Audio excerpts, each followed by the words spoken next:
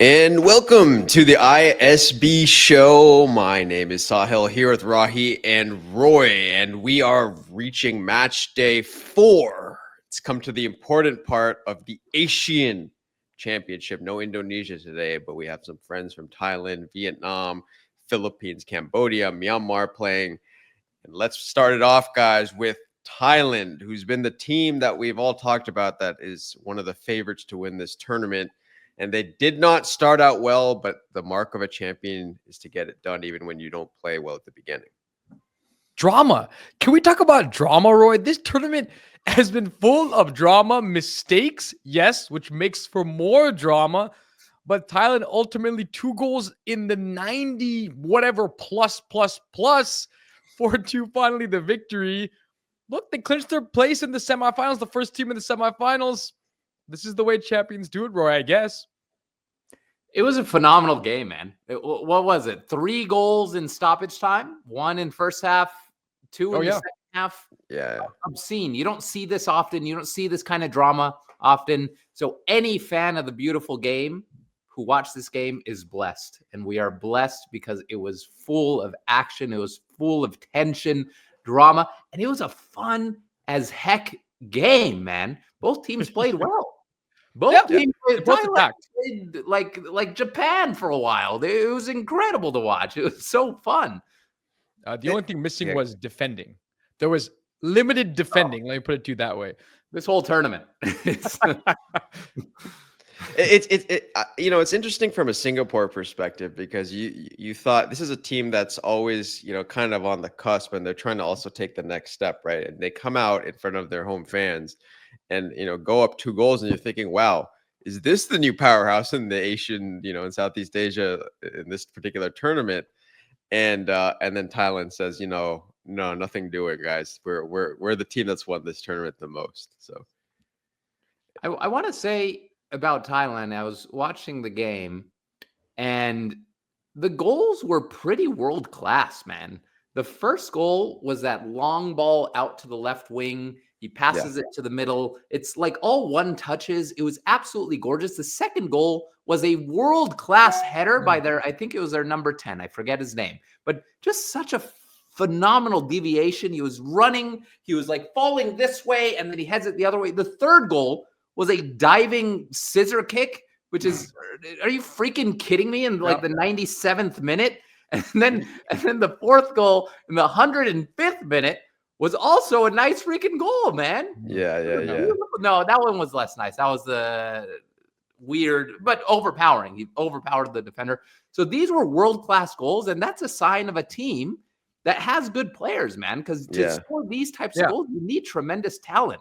Yeah, the player you're referring to is Gustafsson, who's actually, the Swedish-born player. Is that their number 10? That scored the goal in the 45th minute. He scored that first one. That was probably my favorite goal. Yeah, but then Singapore, Rahi, those goals were fantastic too. I mean, those were golazos. Yeah. They were golazos. And you actually felt for the first time in this tournament, I thought Singapore opened it up, right? Yeah. Because they've struggled so far in this tournament. They've gotten the results, but it's been, cagey at times. Finally, they opened up. They attacked, scored some great goals. Unfortunately for them, the one time I think they played the best so far this tournament is the time they lose. And that's a tough one to swallow because this was their best performance for Singapore the entire tournament.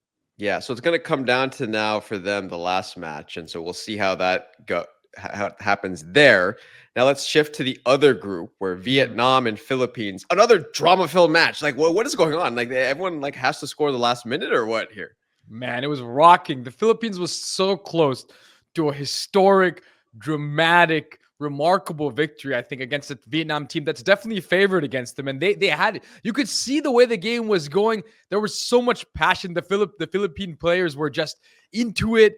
They thought they could close it out, and they nearly had done it, Roy. But then the goalkeeping errors pop up again. A routine catch off a corner, and the goalie, who actually was remarkable most of the game, drops it, effectively just misses it, leaves the Vietnamese player wide open to head it in. After the Philippines has scored another remarkable scissor kick volley type goal. I mean, it's the quality of goals is the only thing that's matching the quality of goals is how horrendous the goalkeeping errors have been in this tournament. Yeah, and these are very related things. When the worse the defensive play is, the more opportunities you're going to get to score these brilliant goals. You're going to have more space. You're going to have opportunity to try out the things you try out on the training grounds because no one's on you. No one's putting that pressure. They're leaving you wide open in the box. So we're going to continue to see these phenomenal goals. But this game, man, this was intense. Man, I can't believe that Philippines didn't hold on for another 2 minutes. Just another 2 minutes, and they would have had a historic, monumental victory. But of course, the best team in the tournament, in my opinion, Vietnam, came through, got the point. And I think this is actually better for Well, I was going to tell you. Indonesia it's better. For Indonesia, it's better. Obviously for Philippines. And I was going to tell you guys kind of foreshadowed. I was like, who do you think benefited from that very last minute goal? And the team that benefited the most was Indonesia because now they go into the last match and all they have to do is draw against the Philippines. And if they do, they get through instead of the Philippines. So that's the way that's going to work because well, there is a scenario. I take that back. Vietnam loses. I take that back. That there's a way that Myanmar can get in if they were to beat Vietnam, but that would take an away win by Myanmar. Who let's get to now. Who came up. We've been talking, guys, about how Laos has made a lot of progress, right? And then they come out in this match, another wild match, absolutely chaotic match, right? Last minute goals in this match too, and they lose to Myanmar. And credit to Myanmar to get their first victory in this tournament. The parity in this region is really remarkable, right? How these games are all close. And with the exception of Thailand, of course, in that opening game, Vietnam has at times looked like the dominant team in some of their games, but everything else has been so tight. And these, again, this is a narrow victory for Myanmar, a team that, in theory, should be winning by more. But, Roy, there's just so much parity across this region. There is, but in this game, Myanmar, not only should they have won based on the quality of the team, based on the play, they should have had 6-7 goals. They had a whopping, you guys want to guess how many shots? How many shots they had? 10 shots? 32 shots to Laos's 9. Only 9 of them were on target, but they had dominated possession, dominated passing, dominated shots by 3-4x. So this game should have been very different, but you see how the game progressed. You got Myanmar's goal early on in the 30th minute around there, and then 2 back-to-back Laos goals very late in the game, 77th and 81st minute. And it just didn't make sense. It didn't make sense for Laos to score those 2 goals. They kind of came against a run of play. Myanmar was dominating. Myanmar was holding, but they let their foot off the gas pedal, and then they were forced to score 2 additional goals, 87th and 93rd. It's just such a wonky tournament, to be honest. It's the fact that they could score these goals so quickly, one after another, so late in the game. You don't get to see this very often. A lot of momentum swings. So the momentum is playing a huge role in these games. You see teams come to life after scoring, then they go on a tear for a little period of the game. It's interesting how quickly the momentum is swinging in these games. Go ahead. No, I want to give credit to Timor-Leste after opening the tournament in the worst way possible. You give up 10 goals and you lose the game. That's the moment where you say, okay, I think we'll just go home now, call it a day. Let's not play any more games in this tournament. But every game they've gotten better. And yes, again, a narrow loss to a Cambodia team, 2-1. I mean, ultimately, it's really impressive to come back in the tournament the way they have. Give them all the credit in the world, in my opinion. Yeah, Roy, did you see the goal that João Pedro scored? Like we mentioned, João Pedro sounds like he could play for the Portuguese national team, but like the goal he scored was phenomenal. Just beating players and then like hooking into the corner. Yes, the goalie could have done better, maybe in this case as well, but that was a fantastic goal. Yeah, one of the best goals of the game week, I would say. For me, the best was Singapore's first goal. Okay, I was going to ask the best goal of this round because there's been some great ones.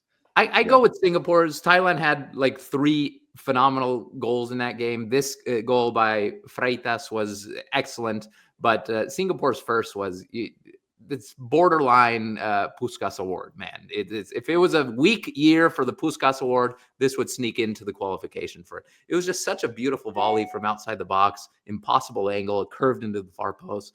But this game, man, again, we mentioned it last time, but look at the starting lineup. It looks very different than the rest of the starting lineup in Southeast Asia. It's 100% Portuguese Brazilian names, 100%.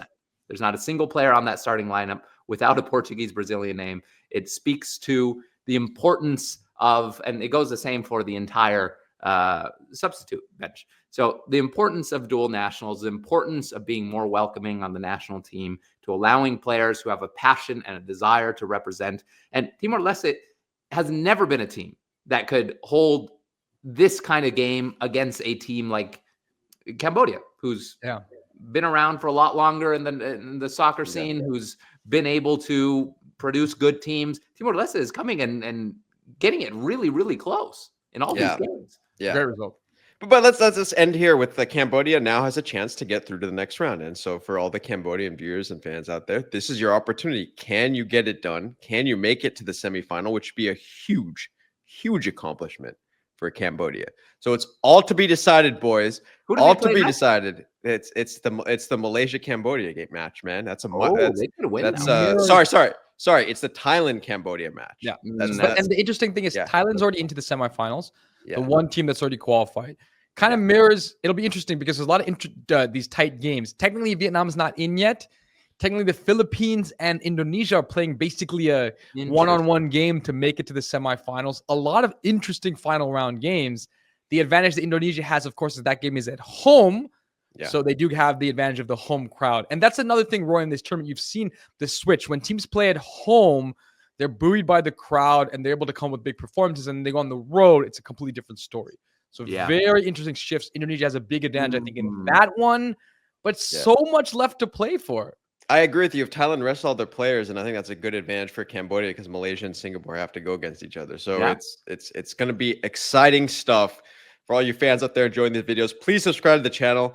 Now's where the Mortal Kombat tournament really enters the Mortal Kombat phase. So this is where it's really it's all on the line. Can you make it through? Can you get it done? So for those of you out there, we will see you next time and keep watching the ASEAN Championship. Fatality. Do you guys remember that? Mortal Kombat, man. Yeah. That's right.